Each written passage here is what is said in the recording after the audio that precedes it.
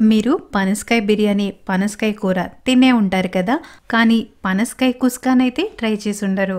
అయితే ఒకసారి నా స్టైల్‌లో ఈ పనసకాయ కుస్కాని ట్రై చేయండి. రుచి వేరే లెవెల్‌లో ఉంటుంది. అలానే నాన్ వెజ్ రెసిపీస్‌కి ధీటుగా ఉంటుంది.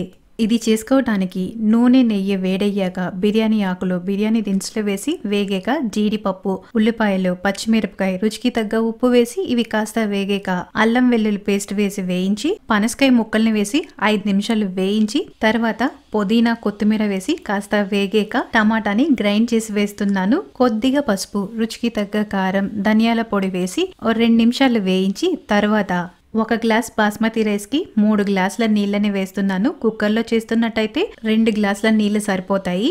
పనసకాయ ఇలా 80% ఉడికిన తర్వాతే నానబెట్టిన బియ్యంని వేసి మీడియం ఫ్లేమ్ లో ఉడికించాలి. ఇలా చక్కగా ఉడికిన తర్వాత దించేసి రైతా లేదా మసాలా గ్రేవీతో సర్వ్ చేసుకోండి.